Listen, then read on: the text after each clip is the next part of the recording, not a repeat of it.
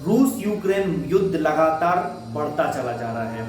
रूस ने अब अपने हमले यूक्रेन के ऊपर और ज्यादा तेज कर दी हैं, क्योंकि जिस तरीके से यूक्रेन ने अपने आप को 5-6 दिनों से इस पूरे युद्ध के दौरान टिका कर रखा है, उससे कहीं ना कहीं रूस की अर्थव्यवस्था खराब हो रही है। उसकी जो करेंसी है रूबल, वो गिरती चली जा रही है, उसमें 26 से 30% की गिरावट दर्ज की गई है। इस सब को देखते हुए सबके मन में एक ही सवाल है, क्या पुतिन अब परमाणु हमला कर सकते हैं? तो आइए जानते हैं। पुतिन अभी परमाणु हमला नहीं करेंगे, क्योंकि वो अभी सिर्फ डरा रहे हैं। उनको खुद अच्छे से पता है कि अगर वो परमाणु हमला करते हैं तो फिर दुनिया उनसे लड़ने के लिए तैयार हो जाएगी, और अगर लड़ाई होती है तो इस पूरे मामले में चीन उसका साथ नहीं देगा और रूस अकेला अलग थलग पड़ जाएगा। वहीं रूस को यह भी मालूम है कि अगर उसने यूक्रेन के ऊपर हमला किया तो पूरी दुनिया की सिंपैथी जो भी यूक्रेन के प्रति इकट्ठी हुई है वो और ज्यादा बढ़ जाएगी, और लोग उसके साथ में खड़े नहीं होंगे, और ये उसके साथ नैतिक हार होगी रूस की। साथ में ही अन्य लोग उसके खिलाफ खड़े हो जाएंगे और लड़ाई लड़ेंगे, जिससे रूस पूरी तरीके से तबाह हो जाएगा, पीछे 100 साल गिर जाएगा, और उससे आगे बढ़ने के लिए उसको आगे के भविष्य के 100 साल मजबूती से खड़े होने पड़ेंगे। उसको अपनी अर्थव्यवस्था को फिर से बनाना होगा। इस वजह से पुतिन को यह पता है कि वो सिर्फ अभी डरा रहे हैं, धमका रहे हैं, लेकिन उसका इस्तेमाल नहीं कर सकते। लेकिन अगर पुतिन परमाणु बम हमले का सीमित मात्रा में भी प्रयोग करते हैं तो इससे अमेरिका और नाटो देशों को लड़ाई का एक मुद्दा मिल जाएगा कि आपने मानवता को खत्म करने का प्रयास किया है।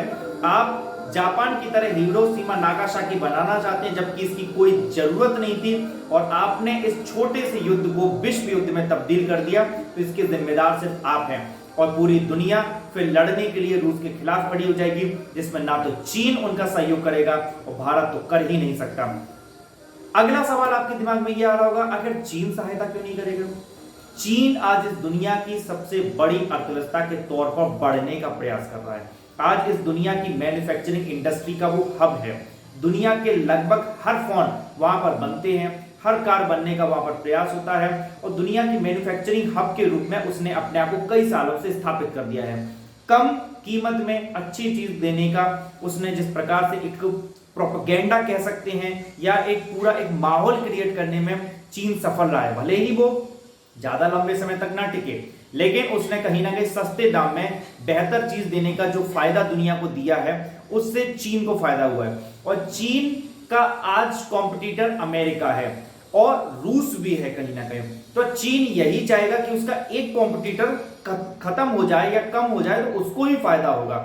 इस वजह से चीन भी इस पूरे युद्ध में सहयोग नहीं करेगा, और अगर चीन इस युद्ध में जाता है, अपने आप को झोंकता है, तो उसको पता है कि उससे रूस तो भले ही एक पर को बच जाए, लेकिन चीन की अर्थव्यवस्था खराब होगी और वो कई 100 साल पीछे चला जाएगा, जिससे अमेरिका को फायदा हो जाएगा। इस वजह से चीन भी कहीं ना कहीं रूस को सहायता नहीं देगा जब परमाणु बम हमला होता है। हालांकि परमाणु हमले के बीच में यह बात तो तय है कि अभी न्यूक्लियर फोर्सेस को रूस ने अलर्ट मोड पर रखा है, लेकिन ये अलर्ट मोड पर ही रखा है या इसका उपयोग भी किया जा रहा है या किया जाएगा, ये कोई नहीं कह सकता सिर्फ पुतिन के अलावा।